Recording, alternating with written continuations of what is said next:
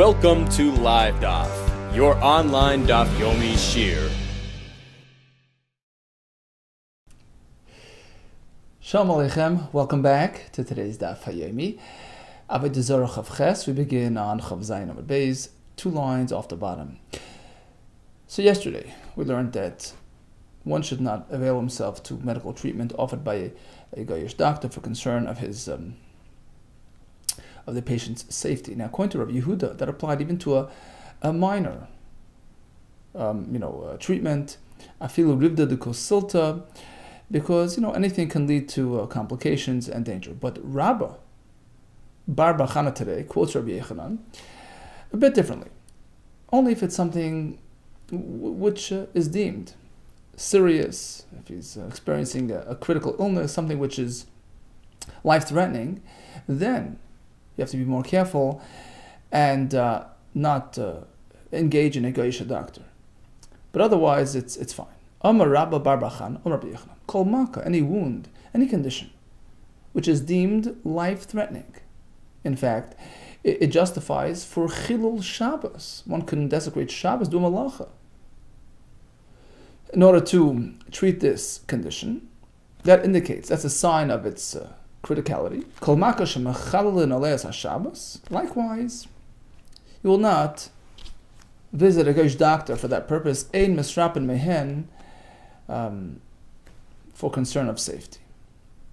So if it's a critical condition, something which would theoretically justify Chilul Shabbos, so you never take that condition to a Goyish doctor.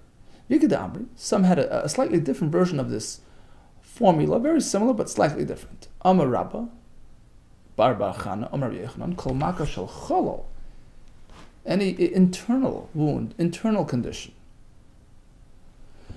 as opposed to something superficial and external. Something internal is deemed dangerous, and therefore ein misrapen mehen, you can't accept treatment from a guy on that.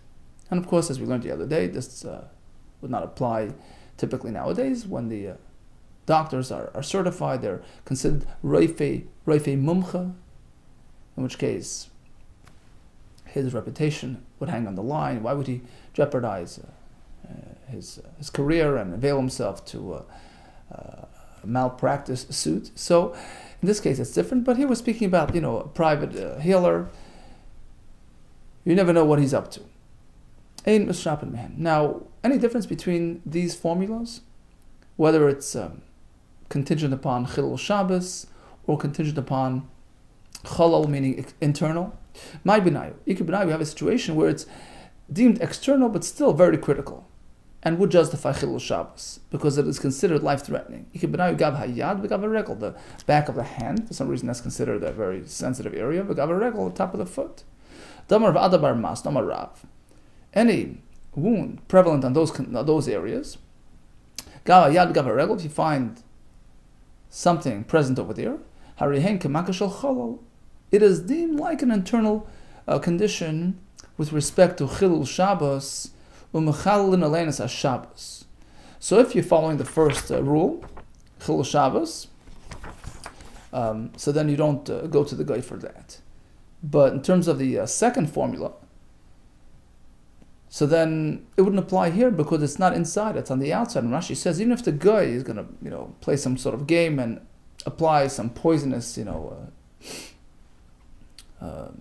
some sort of formula that would, some sort of ointment that would actually further hurt the condition, well, you'll see it. If you see it deteriorating, you'll clean it off and wash it off, and so that would allay that concern. Amar Rav Zutra Bar Tov Yamarav, Kol Maka shetzricha oimed.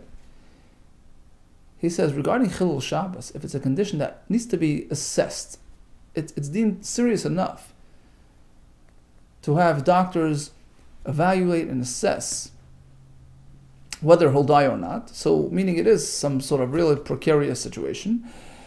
That's a sign of its seriousness, and therefore Mechalelin aleas haShabbos, one can be Mechal Shabbos to save this person. Amar Rav Shemen bar Abba Rabbi Yechanan. V'hai, this condition called a ishta. Ishta is like a fire, it's a fever. It's mirta which generates heat, very strong heat, a very strong fever. K'maka shel chalal dami is deemed like a maka shel chalal, and justifies treatment even on Shabbos. Now, what's deemed internal and what's deemed external? Pirush Rabbi Ami explained, from the lips inward. Now, what about something related to the teeth? Boy Rabbi Eliezer, the internal teeth, the inside of the outside teeth. The kachi is the back, the sheni is the front. What's the status of those? Meaning, if there's some sort of condition on the teeth, right? Shall we deem it a makash al chalal, serious enough for chilul Shabbos?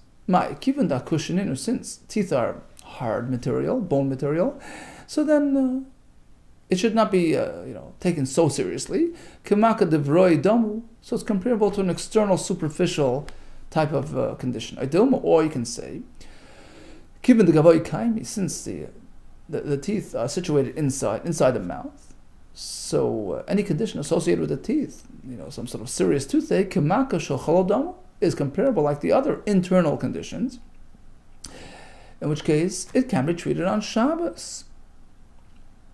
Amar Bayito Shema, let's try to prove it from a Mishnah. Mishnah Mesechas Shabbos, HaChoyshesh B'Shinav. He has a toothache.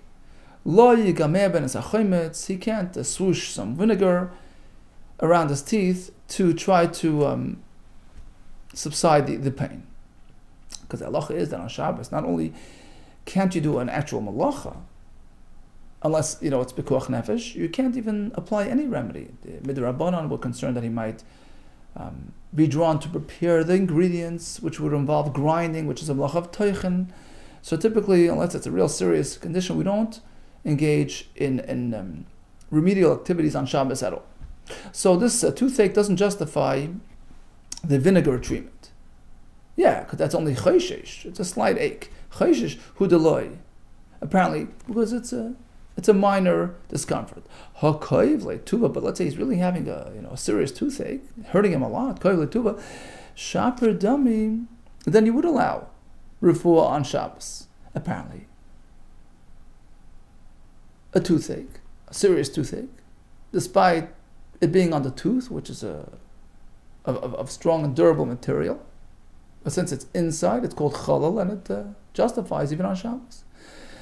Says the Gemara, no, Dilma, perhaps our Tana of this Mishnah, who used the word chayshish, which we assumed as a reference to a minor ache. No, heicha de koiv letuva, where the fellow is really hurting, chayshish nami karli, he also calls that chayshish. So even though it's a serious toothache, perhaps it would not justify chilul Shabbos because it's on the tooth, which is deemed durable and non-threatening. Tashma, here comes another raya from a story. So again, the question is, a serious toothache, is that considered makash al chalal, something internal, deemed serious enough to allow remedial activity on Shabbos, and even chilul Shabbos? So let's see. Tashma, Rabbi Yochanan chash, Rabbi Yochanan himself experienced a tooth condition called b'tzafdina. So he experienced this tzafdina illness, and he found this healer, non-Jewish woman who was going to heal him. Azal Gabah. So he went over like Dahima Trinisa to this noblewoman, this healer, who had the perfect potion of the. So she prepared and applied for him Chamsha on Thursday, Shabbat on Friday, this remedy. Amarla. So after Friday's treatment, he turned to her and he says, "What am I going to do tomorrow? I'm stuck. I'm tied up. I give shiurim. Lamachar mai. What am I going to do tomorrow?" Rashi says, "The Talmidim come to listen to my shir. I'm not going to be able to come back to you tomorrow. What am I going to do?" Armalis, she says, "No, it's just a 2-day treatment. You're done. You don't need any more tomorrow." Lo itzrichas. Well, he says, you never know. Itzrichna mai. Suppose I do need more. What am I going to do? Amr, she says, "You know what? I'll make a deal. I'll reveal to you the components that make up this potion, the secret ingredients, if you swear to me that you'll keep it a secret. Ishtabali, swear to me, Deloy megalis, that you will not reveal the secret to anybody." Okay, ishtabala. So he swore to her, but listen to his words. He said, "Lalaka Yisrael loy megalina." So literally, it can be translated as, understood as, I will not reveal it. Le'laka Yisrael to Hashem. Let me go. I'm not going to reveal it to him. Now she thought, she understood that he was swearing by the name of Hashem that I will not reveal it to anybody. In any case, so she fell for that ruse. Galilei. Okay, so she revealed to him the secret medicine, the top secret Coca-Cola recipe. But guess what? Lamacha, the next day on Shabbos, during the shir, Nafach, he went out, Darsha Pirka. He revealed it in the shir, in the class. He told everybody the refuah for this makkah. Asks the Gemara, but he swore that he wouldn't. Yeah. Lalaka the Yisrael Lamgalina. Because if you pay close attention to his wording, all he said was, I'm not going to be Megala. I'm not going to reveal it to the God of the Jews. But to his nation I will. I will amei Yisrael, but to his nation, Megalin, I'll reveal it. So technically, he did not violate his oath. But there's still a chilul Hashem because she perceived at the time that he was promising and committing to keep it a secret. So in her mind, he was violating his oath. It's a chilul Hashem. The answer is the gali lo mikara. Right away when he swore, and she revealed the secret to him, he turned around and said, by the way, I never meant to swear. I only swore regarding Hashem, but not regarding the public. So right away, there was no room for, there wasn't even a moment in time that she would suspect him of violating his oath, because he explained it to her right away. Now, why in fact did he reveal it? So some learned because really she should have publicized it. It's something so serious, something so beneficial to the community at large. She had no right to keep it a secret. Apparently, she wasn't able to treat everybody, and there seemed to have been a pretty common malady, this tzavdina, right?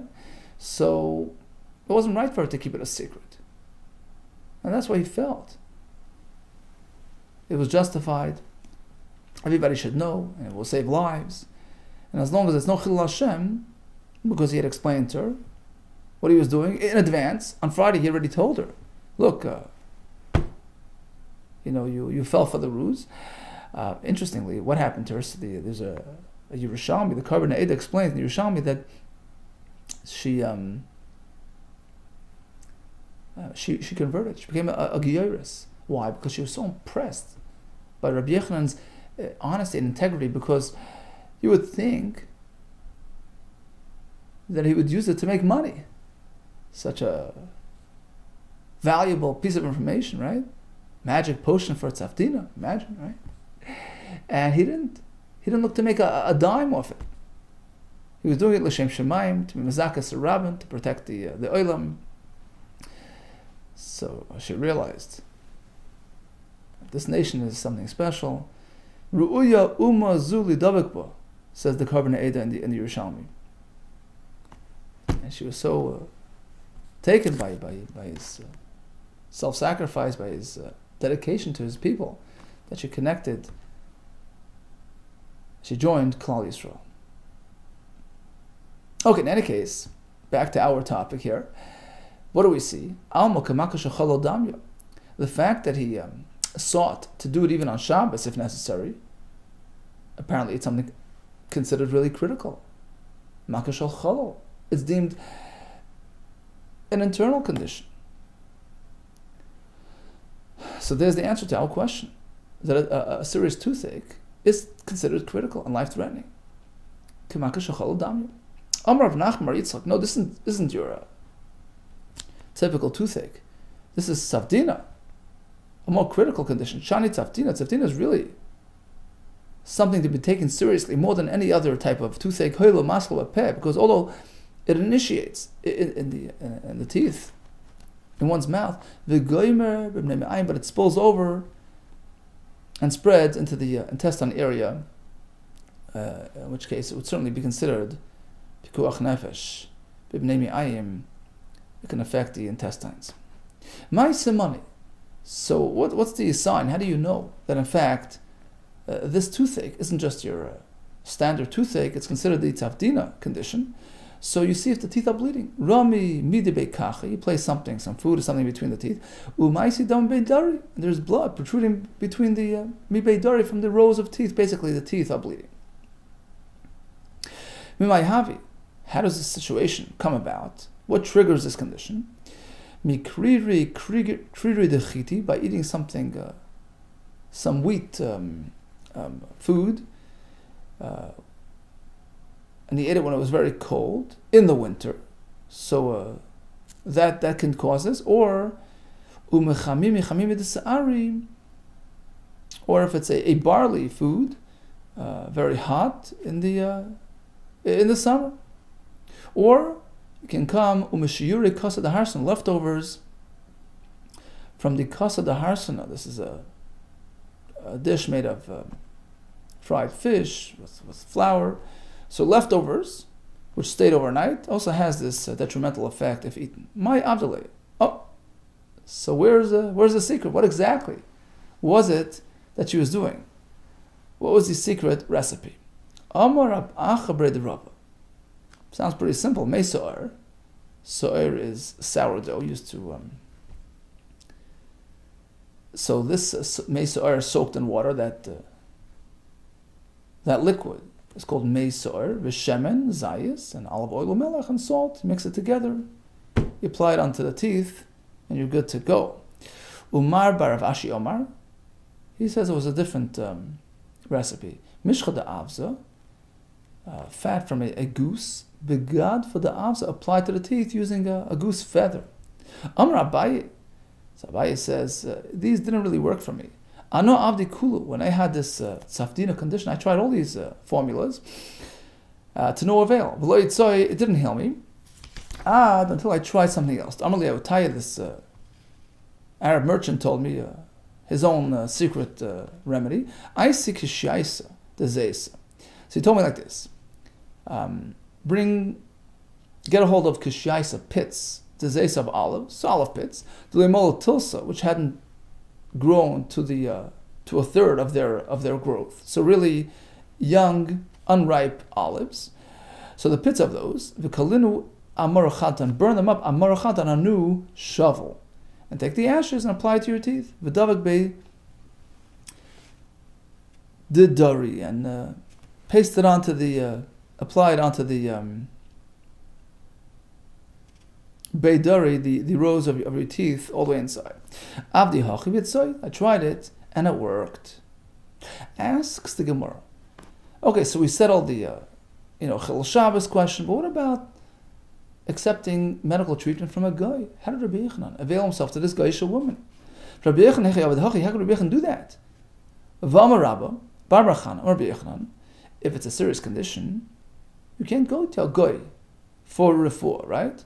Rabbi Yochanan himself told us, Kol makashem mechalelin, aleas haShabbos, any situation which is deemed important enough to justify work on Shabbos, ein misrapen mahen, you can't go to a guy for that. For concern for safety concerns. Answers the Gemara, Adam Chashav Shani. Rabbi Yochanan was a prominent figure, a very well known Jewish leader, respected by the government. So nobody would mess with him, nobody would threaten him. So he had that sort of protection. Asks the Gemara of Rabbi Avo. We have another Amoira, Rabbi Avo, who's also a very prominent leader. The Adam Chashavu. Rashi brings that the people from the royal household would adore him and would respect him. And look what happened to him. V'ramale Yaakov Minoah. There was this fellow Yaakov Minoah. Oh, we know him already from the other day, right? He was a Yiddish renegade, and he was a healer apparently.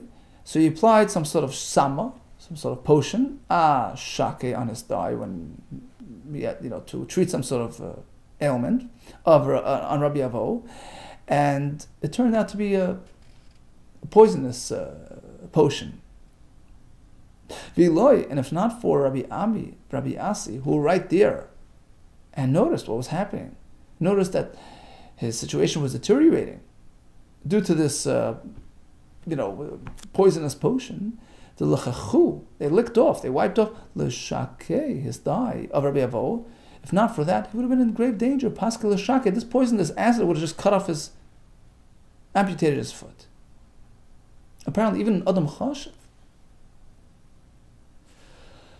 is not protected from these problematic healers. Said the Gemara, Rabbi Yochanan Roifa Mumcha Hav. The woman who treated Rabbi Yochanan was a Roifa Mumcha. She was an expert, she was a career woman, in which case that provides deterrent against foul play. Asks the Gemara, well, the same with Rabbi Avo. This fellow was a career doctor. The Rabbi Avo, Nami Roifa Mumcha Hav. Answers the Gemara, you're right, but Shani Rabbi Avo is in a different situation, because as Rashi brings, he would actually challenge the renegades and debate them with, regarding Pesukim. So they felt threatened by him, and they were always trying to, ensnare him and get back at him.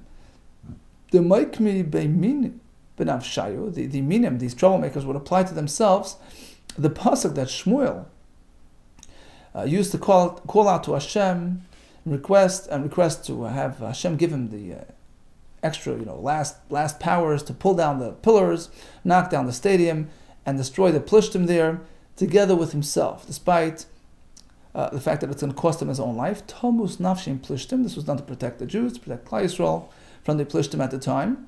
So the renegades over here are so bound to,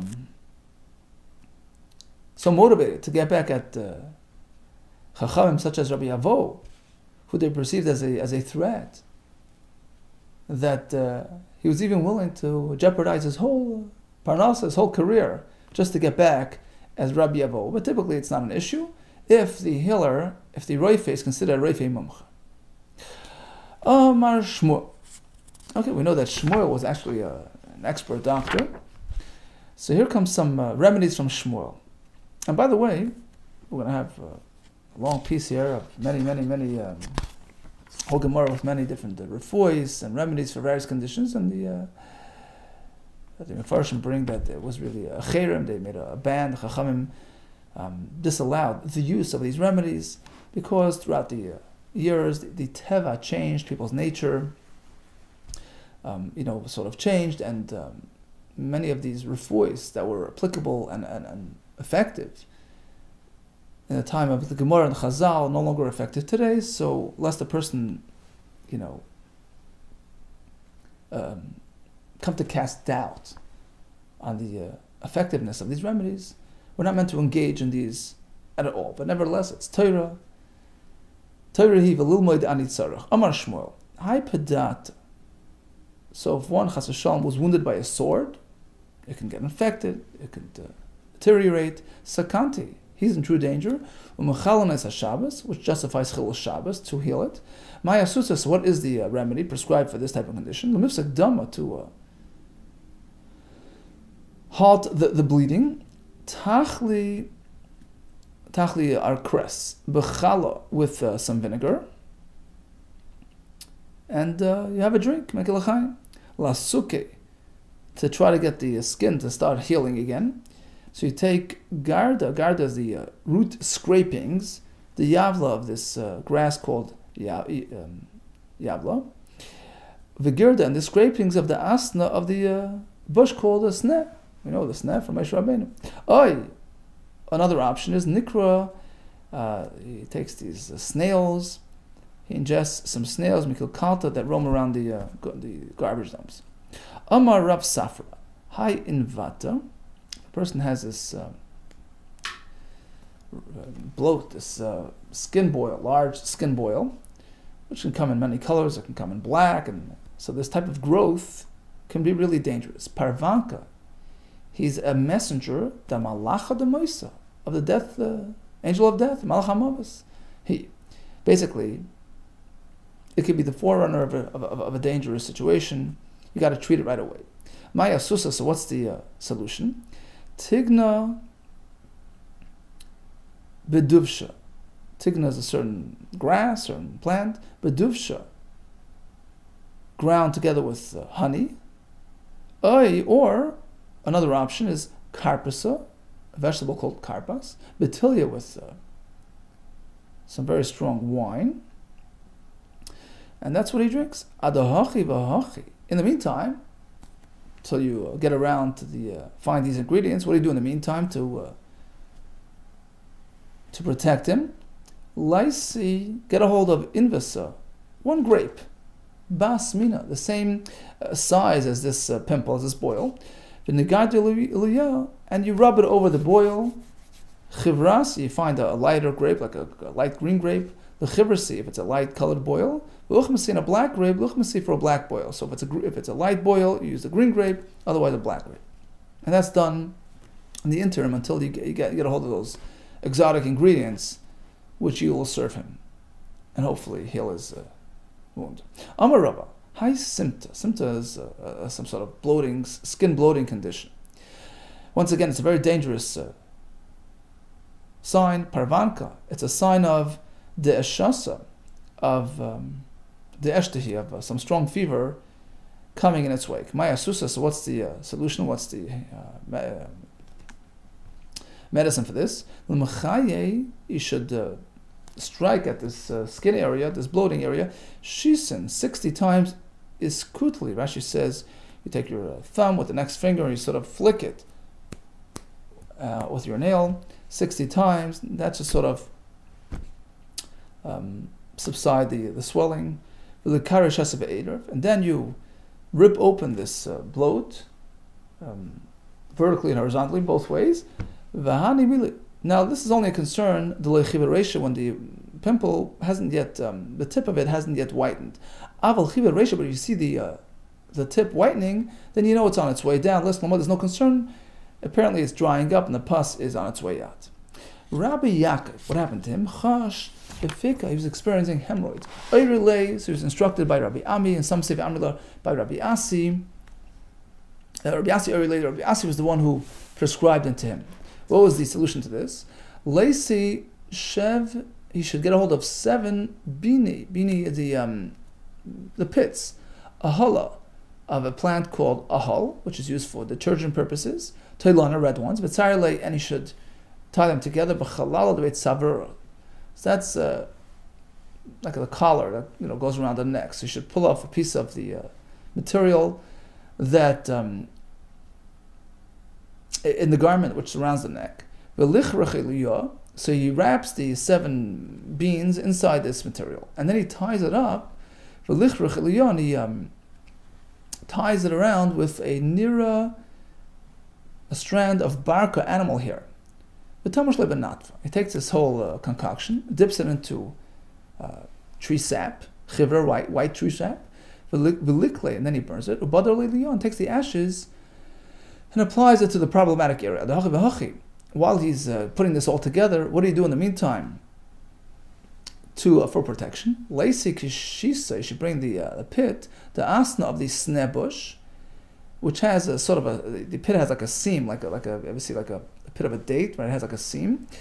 So leinach pika, you should put the seam lahade pika over the crack in the skin. But this is only good for an external hemorrhoid. But if it's internal, you can't access it. What do you do then? He brings the fats of its effort of a goat, which never gave birth, takes that fat and liquefies it, right? He puts it near a fire and he liquefies it. He applies it there, hoping that it'll be absorbed into his body and provide a solution. Another alternative is as follows. Laisi tlas tarfa. You should get a hold of 3 leaves, kara, of a pumpkin, the miyavshe betula, which had been dried up in the shade, and burn them up, and place it on his area. Another option is laisi meshkade chalzuni, a certain type of snail, and burn it and apply the remnants to the area. Otherwise, another option is maisi meshach. He gets a hold of olive oil, kira with wax, mixes them up, and places it on the area. V'linkut. Now you should be careful when he does this to get himself dressed properly. V'shachki, clothing of linen, the kitna, bekaita in the summer, to ensure that he doesn't get too overheated. But the amar gufna or made of cotton, besisfa in the winter time, again, to be careful so that he doesn't get too cool. So to keep him warm enough for the remedy to work. Rabbi Avo chash be'udne. Now we shift to earaches. Rabbi Avo had an ear condition. Oidri lei Rabbi Yochanan. So Rabbi Yochanan instructed him as follows. Some say it was by Midrash, it was the students in the base Medrash. My Oidri, so what did they tell him to do? Kiyodam Abai said, Amrli Aim, my foster mother explained to me, Lo Ivri Kol Yesa. The reason why kidneys, animal kidneys were created, Hashem made it only to provide remedy for ear conditions. El Udna. Okay, so how do we go about it? Vamarava, says Rava. Amrli Menyume, that was his name. Asya, he was a doctor. So he told me like this: Kulu shikiani, all liquids, all liquid extractions are actually harmful if they're applied to one's ear. Kashul udna, except for one extraction from the kidneys. Lavar, except mimaya, the extraction of kliyos of the kidneys, and that could be beneficial for one's ear. And that, in fact, was the potion prescribed to Rabbi Avo. So how do you go about producing this medicine? Laisi, you get a hold of kulyosa, a kidney, the varcha of a goat, karcha, bald goat. That's what you call a goat because he's not as laden as with wool like a sheep. So basically, it means a goat, and you rip it in both ways. We take the kidney, you rip it in both directions. Shasiveir.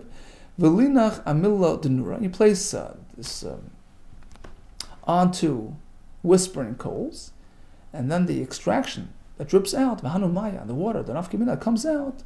That's your medicine. Lishdinu be'udnei, put into the air. Leikriri, make sure it's not too cold. Lechamimi or too hot. El pshuri, somewhere in the middle. Viloi. If this is not an option, what else can you do? Laisi tarba. You should get the chela, fat. The chipushta glamlonisa, from a large insect, chipushis.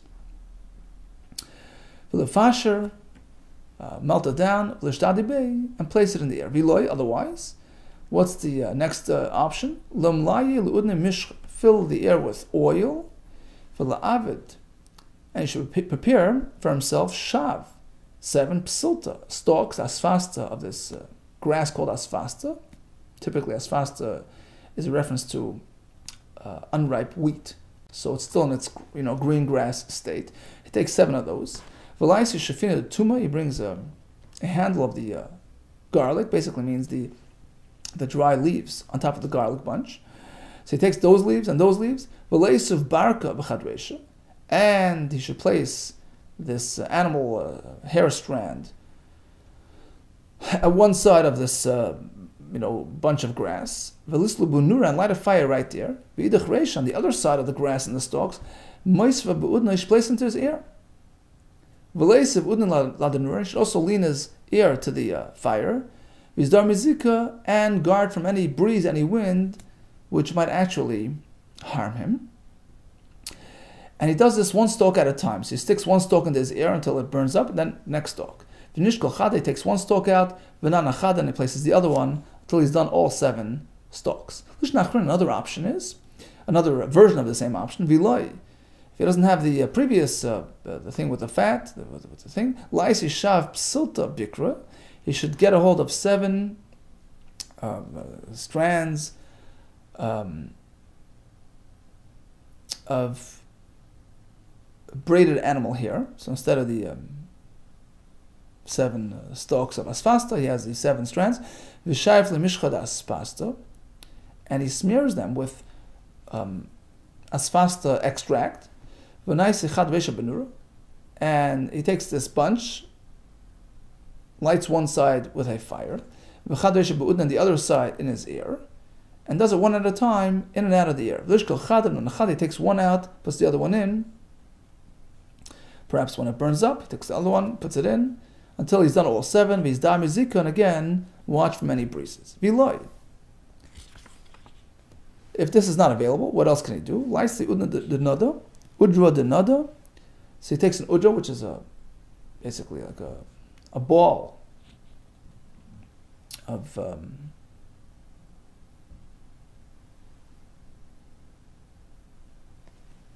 some sort of ball of either cotton or denada, which has been colored, dyed blue. Dlemishakiv, which hadn't yet been combed, so it's unprocessed fibers.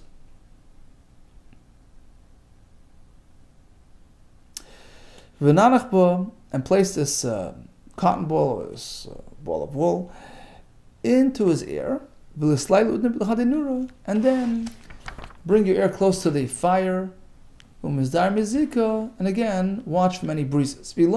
Another option would be Laisi Gufsa the Kanye gets a hold of a real ancient piece of reed, right, a hollow piece of reed, the Artika Bar Me'oshnin, 100 years old, out of the museum,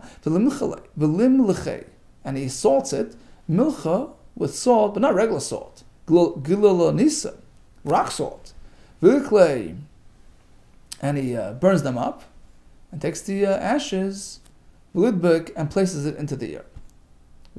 Now, some of these ear remedies actually work only if the problem is excess moisture in the ear. Some of them might have a drying effect to counteract an overly moist ear. Some of them are just the opposite. They're more of the moist variety, and they're meant to serve as an antidote for a dry ear. So you got to be careful. Make sure to use the right remedy for the right condition. Retiva, v'simanach, to remember which one works for what. Retiva, the more of the moist type of remedies, the one that has the oil and all that. The yabeshta, it's meant to counteract a dry ear. The yabeshta, the ones that are more of the drying variety. The retiva, that's meant to counteract one who is suffering from moist ears. Omar Rabba Bar Zutr, Omar B'Yechon, Malin Oznayim B'Shabbos.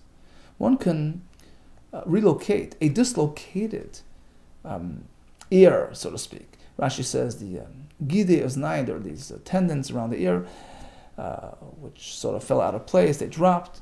You can push it back into place, even on Shabbos, because it's Sakanas Nefashos. It's deemed to be a life-threatening situation. Tani Rav Shmuel Bar Yehuda. So he explained, you see, there are two ways of doing it. You can do it manually, just pushing it up, or with some sort of, medicine.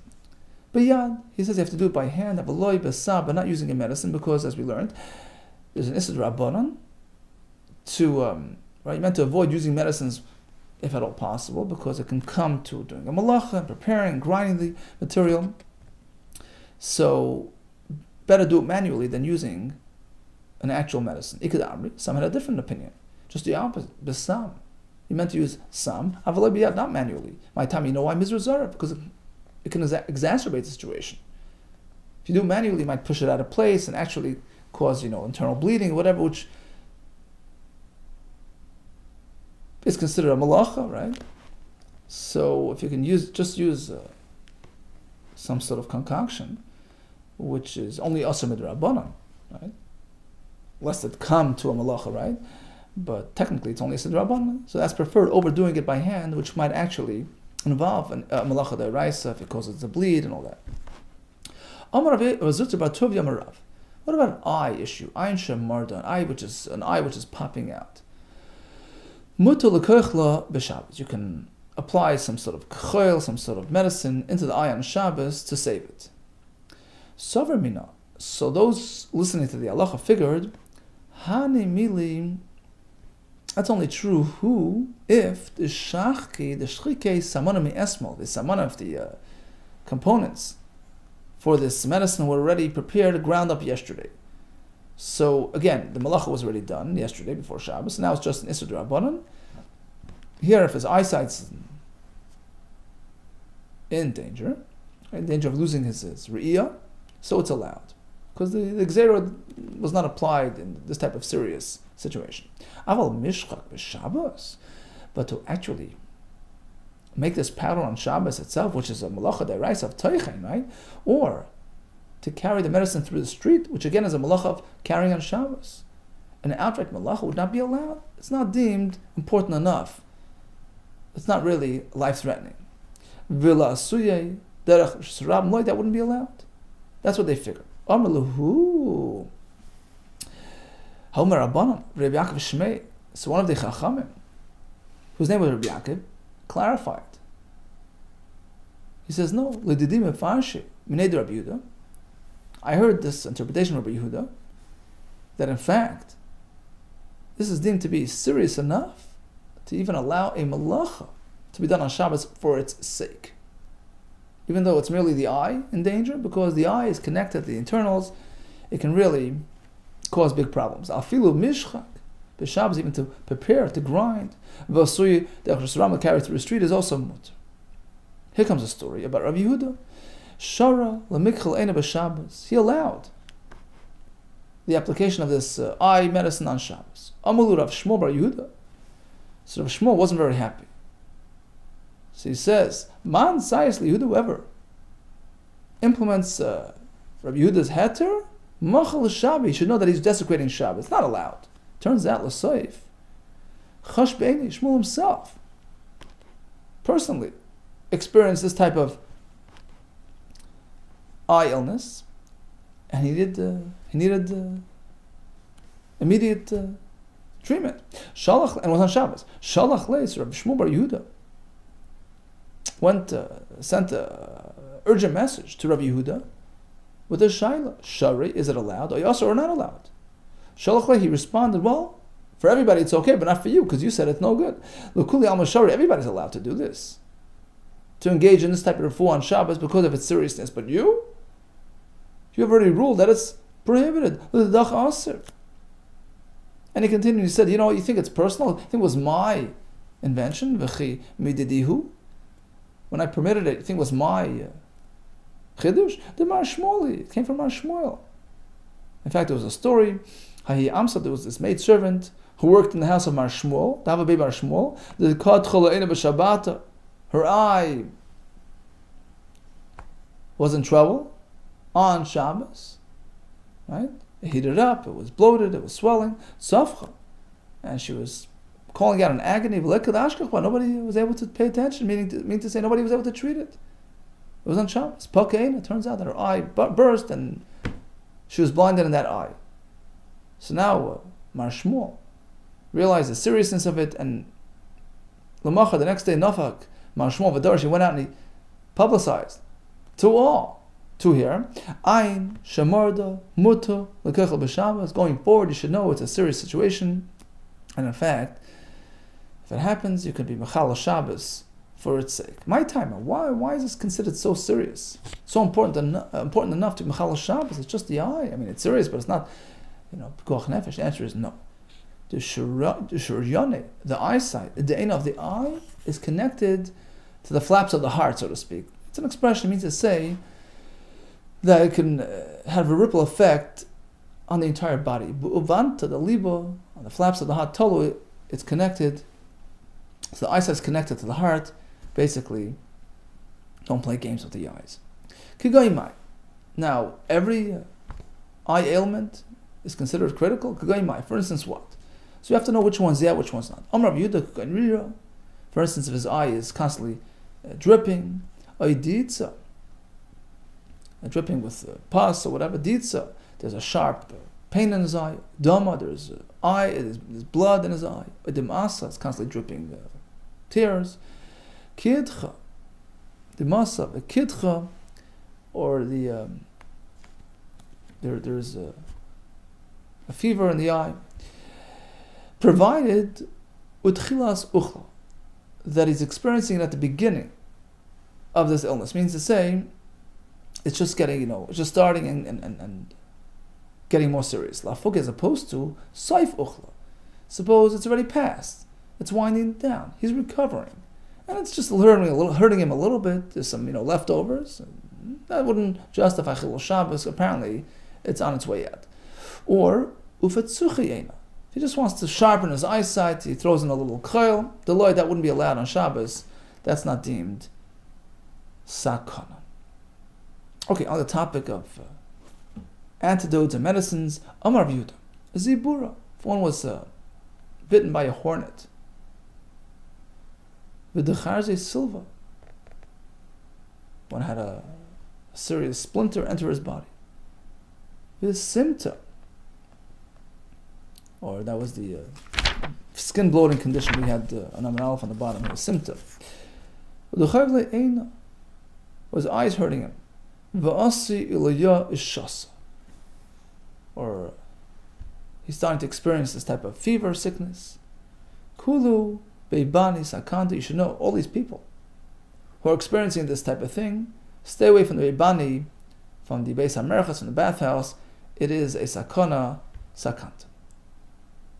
Now, a person experiencing the chama, this fever condition, what's the antidote? Chama is a radish which has a cooling effect. That's a proper antidote. Lachama, this fellow who's experiencing excess heat. Visilka, beets, litzina, to a person who's experiencing a chill. So the warm beets will warm him up. If you switch it around, it can be very dangerous. Right? You got to make sure it's the right antidote. Chamimi la'akrava, one who was struck by a scorpion, which interestingly enough, the bite is considered like a cold bite, has a cooling effect. So you have to soak it in hot water. Chamimi la'akrava. Ukriri, just the opposite. Soak it in cold water, lizibura. If you were struck by a hornet, which has a heating effect.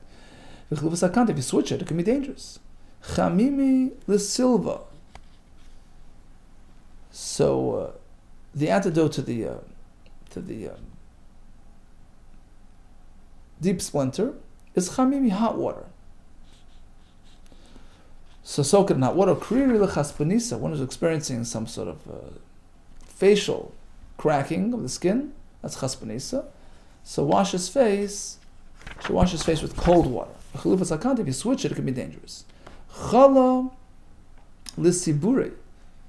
Sibure is drawing of blood from one's shoulders. Okay, so one who experienced the blood draw, the hakazas hadam, he should be given chala. Should be given some vinegar to drink, and that will help him recover.